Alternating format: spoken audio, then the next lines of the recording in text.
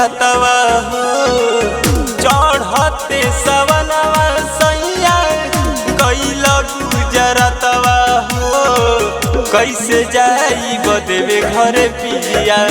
कैसे जाई बदेवे घरे पिया बरसे बदरवा हो कैसे जाई बदेवे घरे पिया बरसे बदरवा हो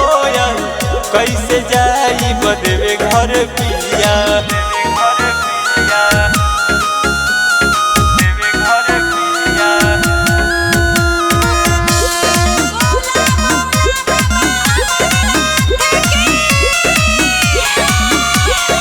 सुनीला की भीड़ होला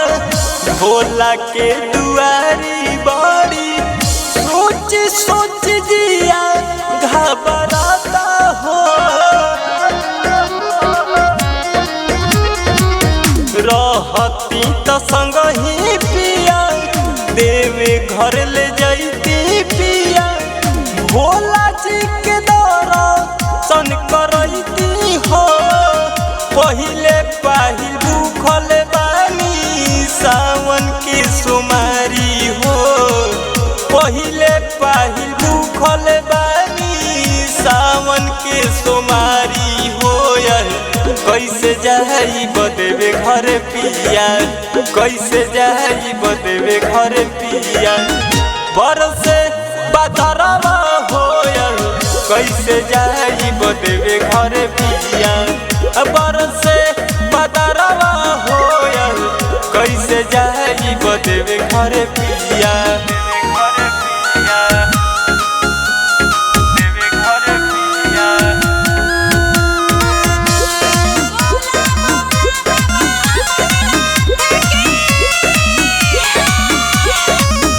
धनजी बेदर्दी राजा गाड़ी धक जल्दी आजा वीर बलिया गोरख चली आइले हो रहती तो जैती पिया गाँवर की मिलती पिया सोनुआ विकास जी के साथ हो गुडुआ डीजे मोरा माने ना कहनवा हो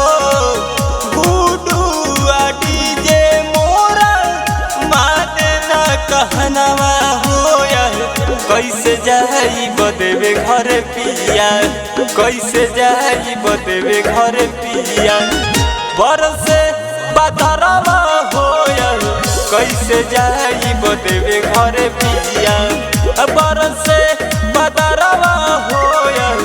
कैसे जाई बदेवे घरे पिया गरिमा रिकॉर्डिंग स्टूडियो गुजरात।